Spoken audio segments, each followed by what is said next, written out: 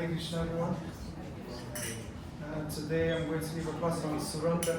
What is it, how it works, and why we need it.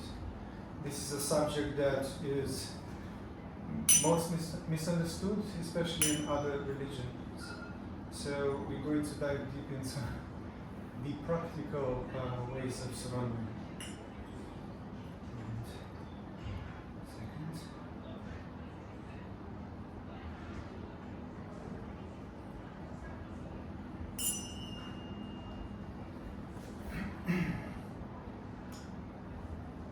Jaya Radha Madhava Kunja Bihari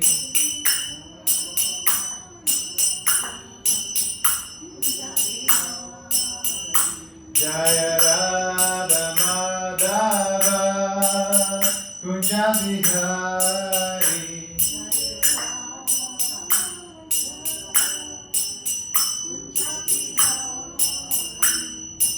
Gopi Jana Vallabha Girivaradari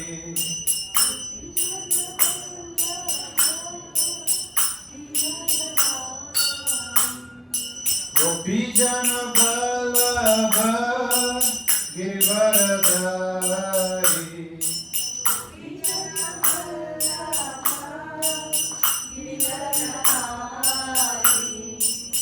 Yashodanandana Braja Jana Ranjana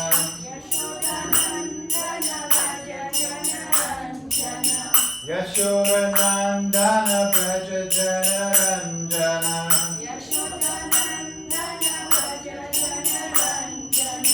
Yamuna Tira Vanachari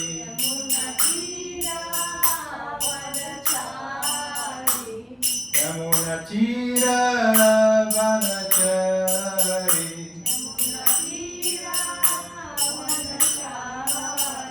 Jaya Radha Madhava Kunja Bihari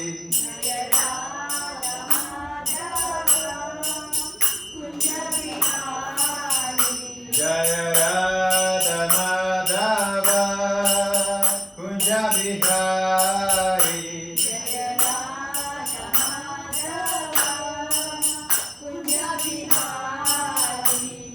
Gopi Jana Vallabha Girivaradari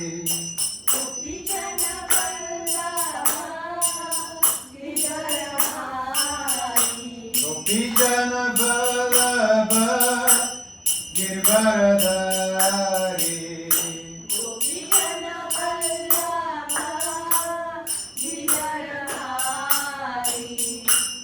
Yashodanandana Braja Jana Ranjana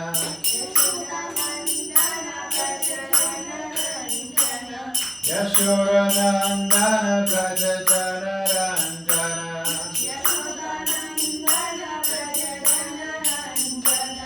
Yamuna Tira Vanachari Yamuna Tira Vanachari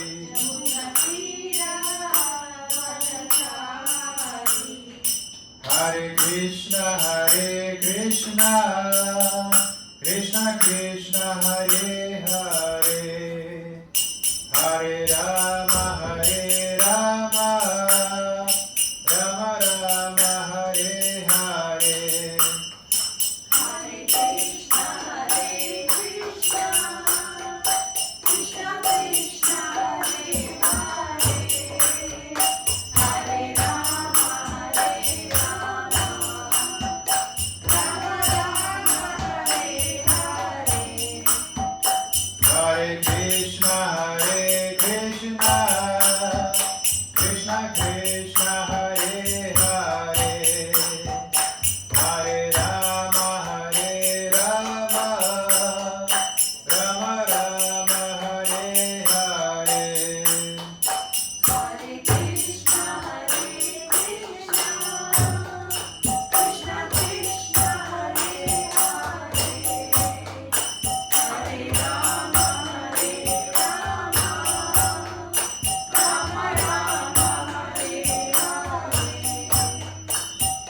Hare Krishna,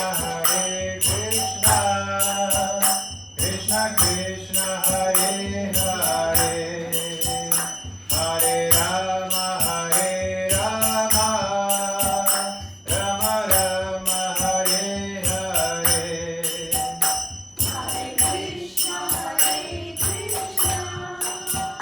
Krishna Krishna, Hare Hare, Hare Rama, Rama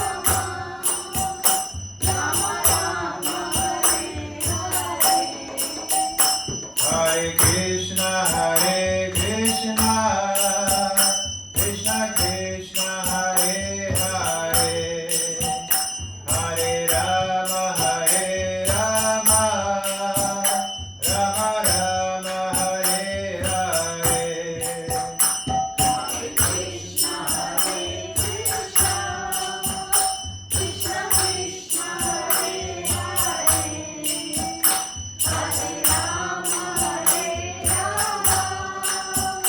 Rama Rama, Hare Hare.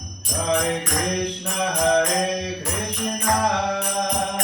Krishna Krishna, Hare Hare, Hare Rama, Rama Rama, Hare Hare. Hare Krishna, Krishna Krishna, Hare Hare, Hare Rama, Rama Rama, Hare Hare. Hare Krishna, Krishna Krishna, Hare Hare, Hare Rama, Rama Rama, Hare Hare. Hare Krishna, Krishna Krishna, Hare Hare,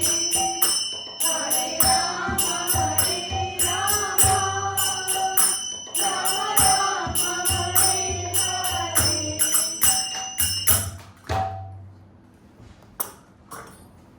Krishna. Hare Krishna. Om Namo Bhagavate Vasudevaya. Om Namo Bhagavate Vasudevaya. Om Namo Bhagavate Vasudevaya. Om Namo Bhagavate Vasudevaya.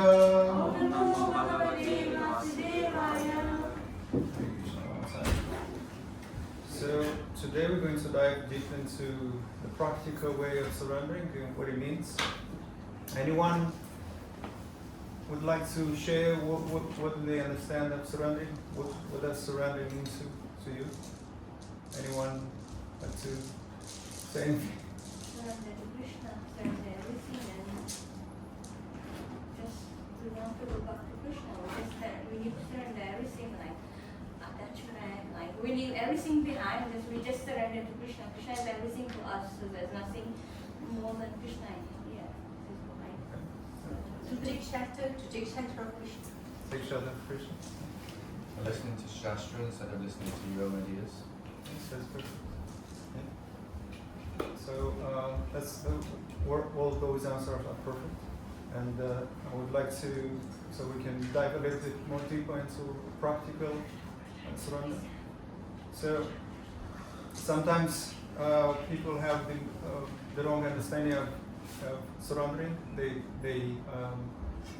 think that surrender is loss of freedom or weakness. Just like we surrender in words. So they have this association, the wrong association of surrender.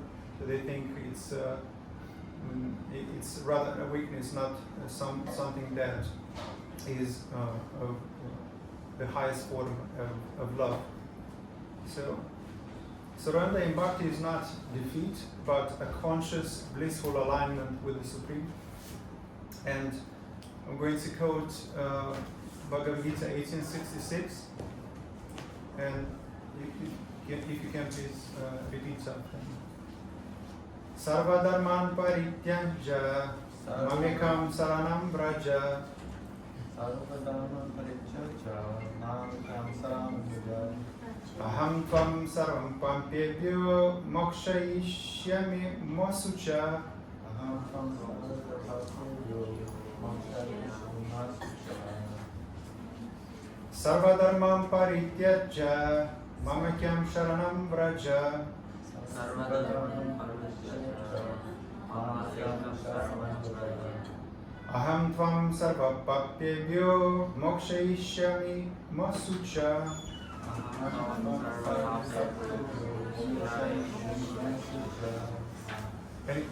Anyone would like to recite? So, Sarvadharman parityajya mamekam saranam vraja. Aham tvam sarvadharmapyo mokshayishyami mosucha. Sarvadharmam. So, anyone else? Okay. So the translation: abandon all varieties of religion and just surrender unto me. I shall deliver you from all sinful reaction. Do not fear. And the purport is long, so I summarize it. So surrender means giving up the idea that one can be saved or perfected through personal effort alone. It's a shift of the heart, placing full trust in Krishna as the supreme protector, guide and maintainer. Even if one is not free from sins or lack of qualification, surrendering to Krishna instantly frees one from sinful reaction. This is because Krishna personally promises to protect his devotees. So surrendering is a shift of heart.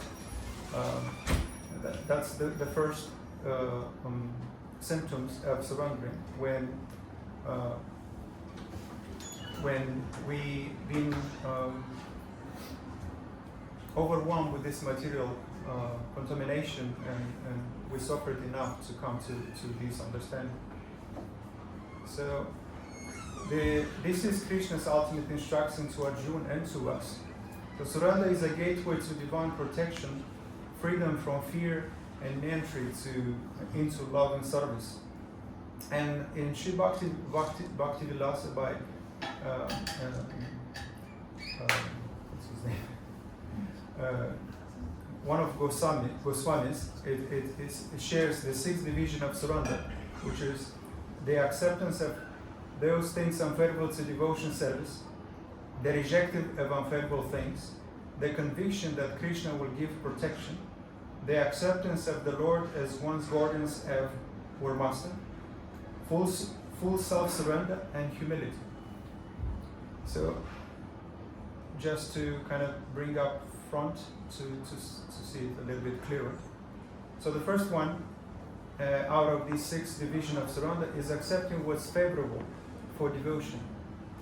And anyone would like to share what they think is favorable in devotion and what's unfavorable?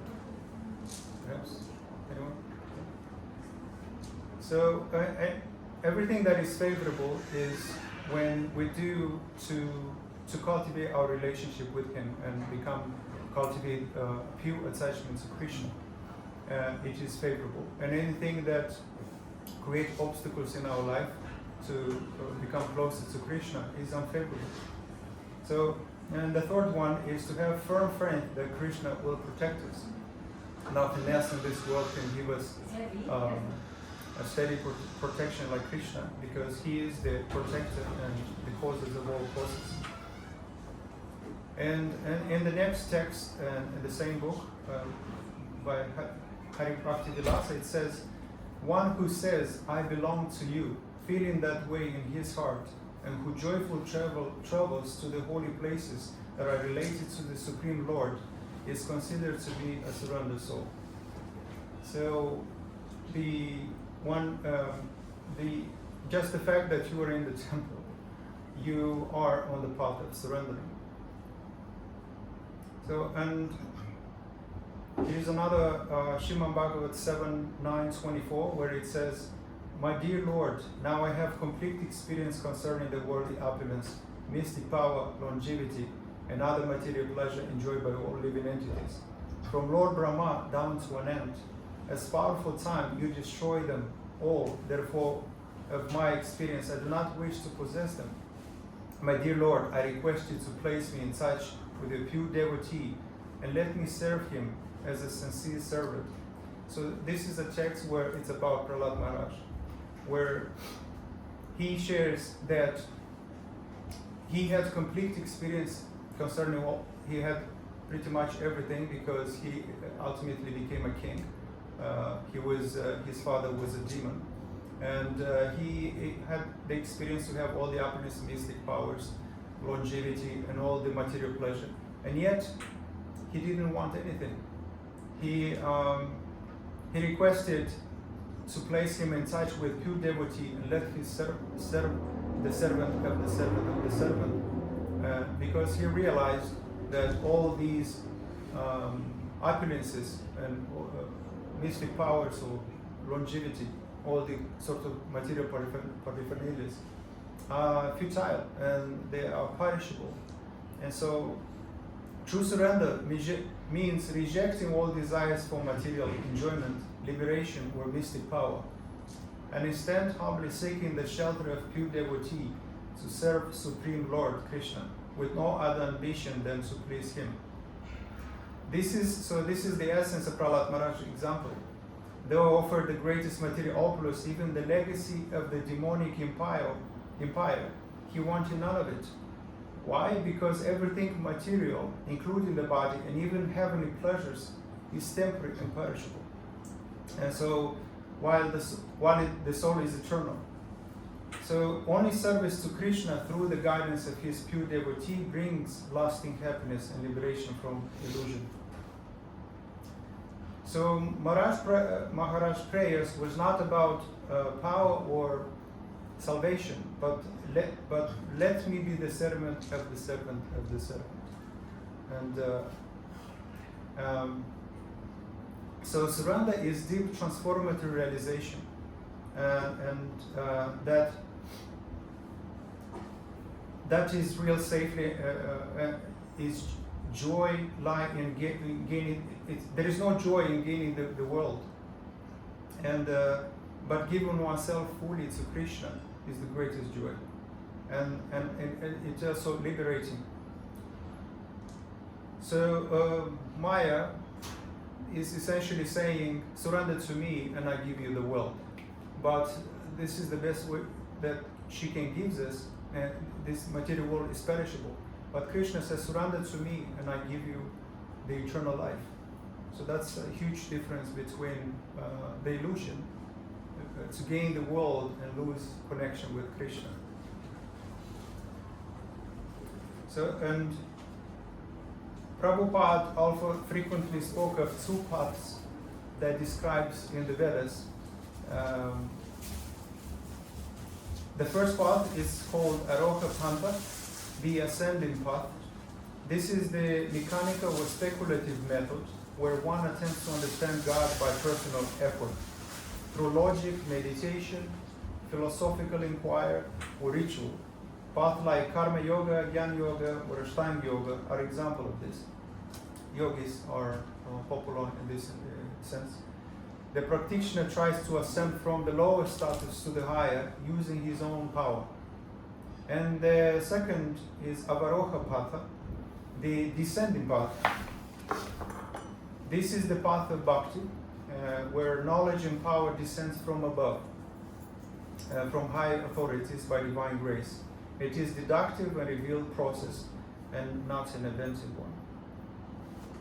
So the key lesson here is the need for surrender. The fundamental problem of the conditioned soul is the tendency to rely on his own strength. And the real progress begins when we realize we cannot attain truth or liberation by our own power. So truth cannot be merely primarily captured by intellectual prowess with scripture study.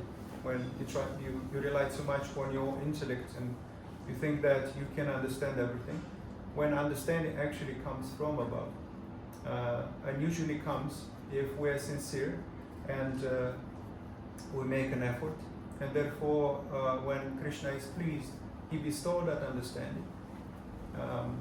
The verse that says that only from me comes Krishna went together with the verse in Bhagavad Gita where he says that only from me comes remembrance, forgetfulness, and knowledge. So it reveals only one who is chosen by the Supreme Lord, who is humble, surrender. And so there are two classic schools of thought. Perhaps you might have heard about them listening to Prabhupada's audios. So the first school of thought is called the monkey school. And this school, rooted in the teaching of Vedanta Desika, emphasizes self-effort in spiritual practice. According to this view, to attain Vaikuntha, the devotee must be active in their devotion, perform rigorous sadhana, or engage seriously in retail and discipline. And the second one is Kirtan school. This school emphasizes a complete surrender and dependence on Krishna's mercy. So this is what bhakti is. And here's a story that I would like to share related to these two school of thoughts. Perhaps you're familiar with, where once, this one. One morning, Srila Prabhupada arrived at the park, stepped out of his car, waiting for a devotee who had followed in another vehicle. Among them was Lilavati, who was struggling to get out of a car with her babies, Subhadra, strapped on her back in a carrier. As she finally emerged, Prabhupada turned toward her, smiled warmly, and laughed gently. "Oh," he said, burden of affection. "Yes, Swamiji," Lilavati replied with a shy smile. As they all began to walk together along the park path, Prabhupada tapped his cane on the ground in rhythm with his steps and began to speak. "There are two ways a baby is carried," he said. "One is monkey way and the other is cat way. Do you know this?" "No, Swamiji," Lilavati replied. Prabhupada continued, "Well, which do you think is better, the monkey way or the cat way?" Lilavati looked puzzled. She couldn't imagine what he was referring to. So Prabhupada explained, "The monkey baby clings to the mother's back and holds onto tightly by his own strength. That's how he travels. But the kitten is carried by the mother cat, gently held in her mouth. So what is better?" Still uncertain, Lilavati replied hesitantly. Prabhupada smiled and clarified. "The monkey baby is very small, very weak, and yet he tries to hold on to by himself. At any moment he can slip and fall. But the kitten is completely supported, carried fully by the strength of the mother." Suddenly, Lilavati understood. The cat way is better, she said. "Yes," Prabhupada noted, "this is the difference between yogi and a devotee. The yogi tries to reach the absolute truth by his own strength, by his own effort, but he is weak and he will fall. But a devotee cries out for Krishna." As he said the name Krishna, Prabhupada lifted the arms high and looked up in the clear morning sky. A devotee cries out for Krishna, and Krishna comes and picks him up. So that's, anyone heard this story? No? So the baby monkey versus baby cat. Monkey must hold onto the mother, symbolizes our own effort-based path. And the cat mother carries the baby, symbolizes Krishna's mercy when we surrender. Yeah? Okay, so I have a question.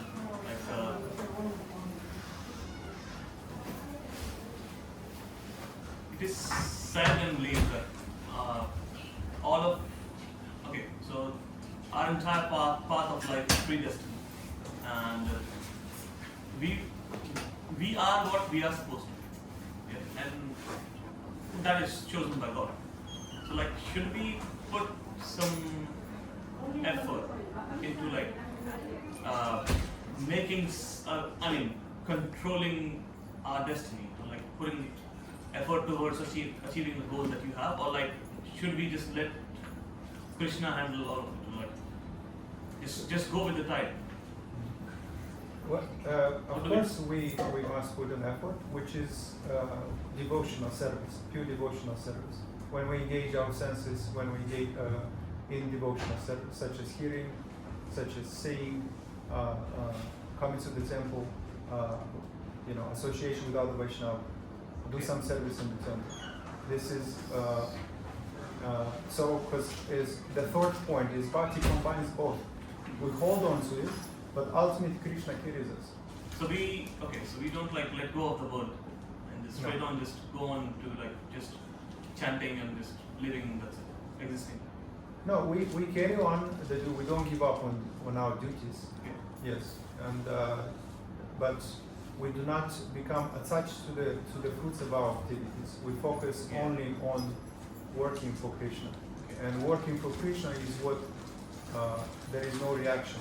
Working for ourselves bonds us to this material world, and working for Krishna will help us to step outside of this material world. What do you mean by working for Krishna?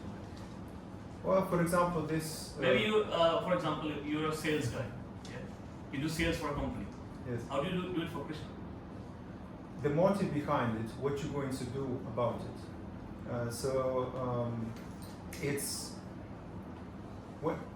It's always to remind yourself what you're doing for, who you're doing for. Okay. If you're doing primarily for yourself, then that is karma. Okay. But if you're doing thinking this is I'm going to use the resources to serve the Lord. To, How exactly do we serve the Lord? so coming to the temple, listen to a spiritual master, associating with other devotees, chanting the holy name, That's it. remembering, praying. This is how you serve the Lord. Okay.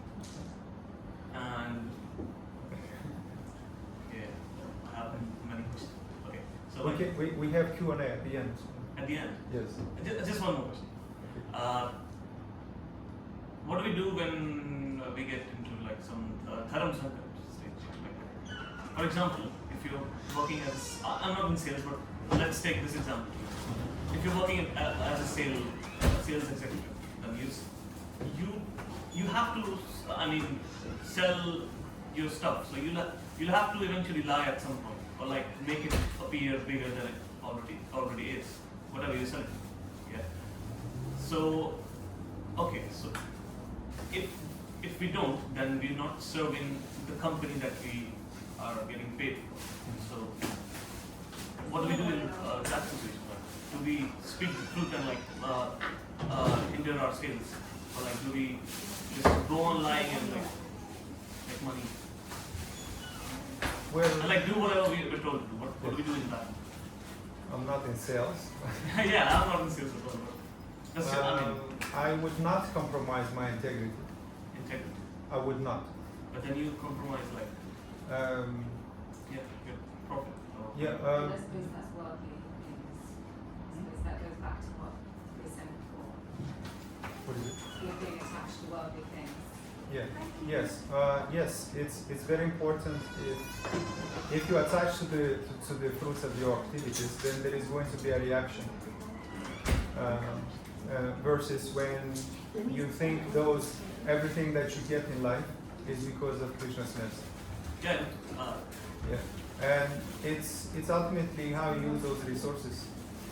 Okay, so whatever you do doesn't matter. Just But it accept everything as Krishna. Like, whatever you do, just. I'm not the doer, right? you can ask yourself, is this pleasing Krishna? How is anything pleasing Krishna? Well, Nothing's pleasing chanting Krishna, his holy name. That's it. No, well, there are 9 principles of devotional service that we follow. The first 2 are the most important, which is hearing and chanting. Yeah. Yeah. So this is direct way of pleasing Krishna. So Yeah. You read Prabhupada books. no, but like, I'm asking. There's some of the small ones. That's where all the answers are. Can I carry on? Yeah. So a devotee does not rely solely on personal effort, but always invokes divine strength that comes from Krishna and spiritual master. And so we can ask ourselves, am I clinging to like the monkey? I said monkey. Afraid of falling, thinking it's all me? Or am I allowing Krishna to carry me by trusting and surrendering fully? And here is a very nice story. Perhaps you've heard about the tiger and the cow. Once a cow wandered deep into a jungle in search of grazing land. Suddenly, she spotted a tiger racing toward her. Terrified, she turned and ran as fast as she could. In her panic, she rushed into a lake, only to realize that it was actually a shallow pond. As soon as she stepped in, her legs sunk into the mud, chopping her. The tiger, determined to catch her, leaped in the pond as well. But to his shock, he too became stuck in the thick mud. Now the predator and his prey were stranded together, face to face, unable to move. The tiger, furious and impatient, roared, "I will enjoy the sound of your bones crushing, the taste of your flesh in my teeth, and the warmth of your blood as I devour you." But to his surprise, the cow remained perfectly calm. Her peaceful behavior only irritated the tiger further. After a moment, she softly asked, "Do you have a master?" The tiger scoffed. "Master? What nonsense! I am the king of the jungle. I answer to no one. I am my own master." The cow, still serene, replied, "You may be the king of the jungle, but today your strength has failed you. You are trapped, and you cannot save yourself. You will likely die here." The tiger roared in anger. "How dare you speaking to me like this? And what about you? Do you think you won't die as well?" The cow simply smiled. "No, I will not die here." The tiger, now even more enraged, shouted, "If I, the king of the jungle, cannot escape, how can a mere cow like you possibly survive?" The cow answered with unwavering faith, "It is true that I cannot free myself with my own power, but my master will save me. When the sun sets and he sees that I have not returned home, he will worry for me. He loves me and he will come searching. When he finds me, he will pull me out of this mud and take me home." The tiger fell silent. He had no response. As the sun set, just as the cow had said, her master arrived. Seeing her beloved cow trapped, he immediately pulled her out of the mud and led her home. As they walked away, the cow and her master looked back at the tiger with compassion, but they could do nothing to help him. He was not willing to surrender, not ready to accept help. His pride had left him to struggle alone. So the tiger represents the one who is trying to achieve the main goal of life by his own power, by his own will. When he's relying too much on his own strength. So as a result, he is stuck in the mud. And the humble surrender, the cow is a humble surrender to a loving master. And those, so in this way, we have two choices: either to rely on our own strength and our intellect, and ultimately we will not succeed. But when we rely primarily on Krishna, then he can lift us. So the mud represents this material world. It's a place of struggle for existence, marked by birth, death, disease, anxiety. And the master who pulls the cow represents the spiritual master. And one whose intelligence is awakened understand that this world is inherently filled with suffering, does not does not live under the illusion that material achievement can bring any happiness. So just like an employee who just follows a good boss is promoted, protected and valued, Krishna is the perfect master. And by serving him, we lose nothing but gain everything. So Krishna essentially, when he likes somebody, he gives them everything. But when he loves somebody, he takes everything away from him. But what does he give in return? He gives himself. So that's the beauty. And here is in Srimad Bhagavatam 1:2-6 that says the supreme occupation dharma for all humanity is that by which man can attain the loving devotional service to the transcendental Lord. Such devotional service must be unmotivated and uninterrupted to complete satisfy the self. So surrender is not losing freedom, is rather finding the ultimate satisfaction and the ultimate liberation. However, the goal is not actually liberation. Pure devotees don't ask for liberation, but rather to become attached to Krishna and achieve pure prema. So surrender is the door to joy, protection, and liberation. Surrender doesn't make us helpless; it makes us fearless. And in surrender, we are not alone. Krishna becomes personally responsible for our life.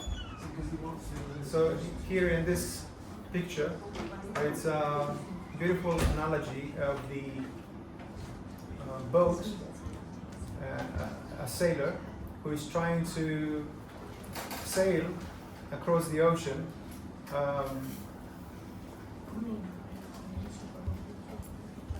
All these,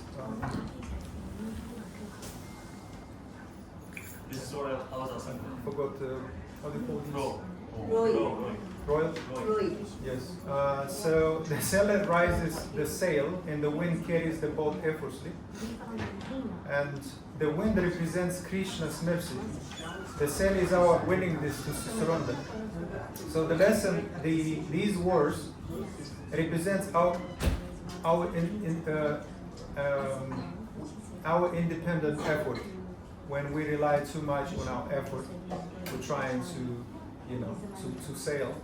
But when we rely on Krishna, which is represents the wind, he can carry us along effortlessly. And it is another verse, Bhagavad Gita 10:10. To those who constantly devoted by serving me with love, I give the understanding by which they could come to me. So this is the key, that devotional service, through devotional service, and when we please Krishna, he bestows us the understanding and that helps us to come to Krishna. Another beautiful analogy is that when we hold our feasts, when we're trying to fix the problems with our feet, like I'm going to do it, I'm going to fight, I can fix this. When we rely on, and so this symbolizes closed-mindedness when we're trying to fix the problems with our own strength. And so it's holding on to ego, control, possession, and false identity. So on the other hand, open palm represents surrender. And when we say Krishna, I trust you. So the hand is now ready to receive Krishna. Even when we accept prasadam, we open our palms. Right? And in public speaking, especially, if you see people speaking who are open-minded, they usually hold their palms like this, and that represents that he's open-minded and he's willing to grow and he's willing to he's open to receive. So the lesson, only the open palm receives. So surrender means to become receptive, not reactive. Here is another one. A broken umbrella is trying to protect ourselves with our own ideas, plan, and intelligence is like trying to protect by the broken umbrella. Right? And Krishna is like a solid root. So no matter how hard it rains, karma, any calamities, we're always protected by being under the firm root. So Krishna is like a root also. And when we grow our foundation, let's say a house, when we create the foundation, if there is a what do you call this, earthquake, the house can be steady and would not go underground. If there is when it's a deep foundation, but when it's a shallow foundation, the house can fall apart. So the same with the tree. If the greater the roots, the more the tolerant becomes the tree. And in this sense, when we create our foundation, Krishna consciousness, we became very firm and steady, and we cultivate strong faith. And whatever comes along in our life, any calamities, we are fearlessly walking. Nothing can interrupt, create any obstacles in our lives. So, for example, a tilak is a sign that we belong to Krishna. And sometimes we can see that cows are stamped. That also says that the cow has an owner, right? And so this is also refers to the mentality that I don't have anything anything that belongs to myself. Everything actually belongs to Krishna. And or for example, anyone knows why we wear 1 round, 2 rounds, or sometimes you see 3 rounds? Anyone knows? No? Yeah? This might be totally wrong, but I thought 2 was not initiated, 3 is initiated. Yeah. So when we see 1 round, it means that he's interested in Krishna. He's enthusiastic about inquiring about Krishna. When we have 2 rounds, that means we follow the 4 principles, and we chant 60 rounds. And the 3 rounds represents when we took initiation. That's and so similarly, you can see dogs have a collar around their neck. That also represents that they have an owner. So in this sense, when we wear this means that we have the owner. We should be like dogs. And because if we think that we're the owner, we suffer. We can protect ourselves. He can give us the ultimate protection. So just as a musical instrument produces best sounds when it's played by a skilled musician, our lives reach true harmony when it's played by the hands of the divine. And here is 10 shelters that create obstacle in bhakti. I've shared this, I think, in my first class. And the first one, the first 9 of them are false. The first one is body, when we take shelter and rely on the physical body for security. And then second is strength, when it's called bala shraya, trusting one's physical power, when we rely on our strength. And third one is buddhi ashraya, intelligence, when we take shelter and depend on logic, intellect, and our plans. And then people, manushya ashraya, seeking protection in relationship or society.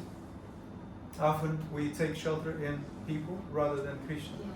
And this ultimately doesn't help us at all. Fifth one is wealth, bhaga ashraya, taking refuge in money and material assets.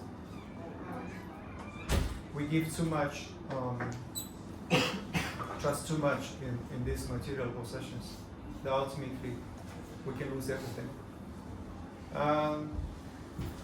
Next one is charity, dana ashraya. When we take shelter, rely on good deeds and piety for liberation. When we want to be promoted and rely too much on austerities, charities, deeds, and therefore we ultimately remain in this material world as a result. Or ancestral nation, Pitra Shraya, identify with one's lineage or nationality. When I take shelter in my identity as I am Russian, I'm Ukrainian, I am Indian, or I'm French, rather than I am eternal soul, a servant of the servant of the servant. So the eighth one is secular knowledge, Risha Shraya, trusting in science, education, progress.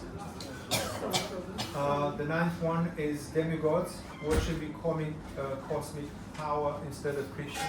They ultimately cannot give us what we want. They can only give us perishable results.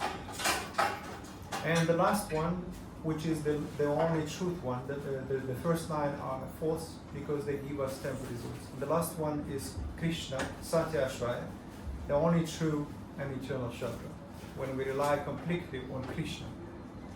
Yeah. I'll let the Prabhu take a picture. Yeah. So, here is some steps, practical steps in surrender.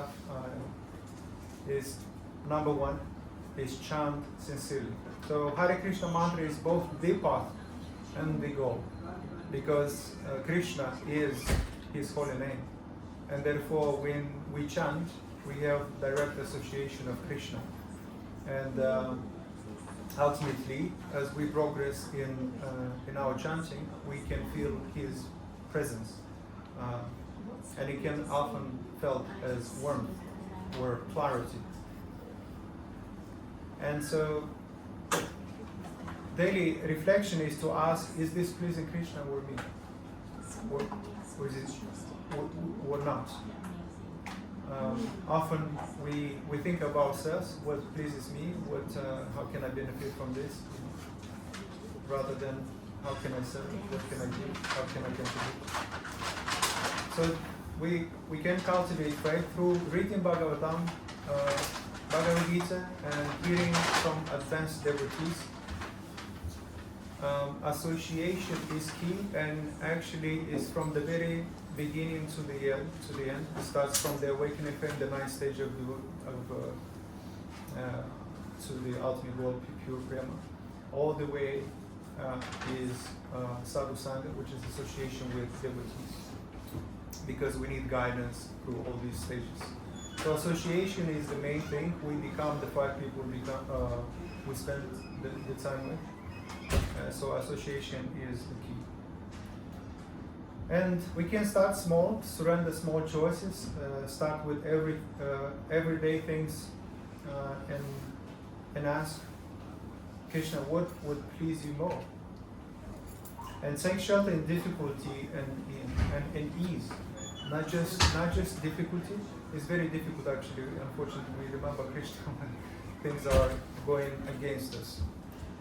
But calamity is in essence the purpose of calamity is revelation. And so don't just struggle. Invoke His name by recite, chanting. And association with surrender souls. Their association transfers faith and surrender effortlessly simply by being in their presence. Whenever we have the opportunity to come across a pure devotee, it's very inspiring. It's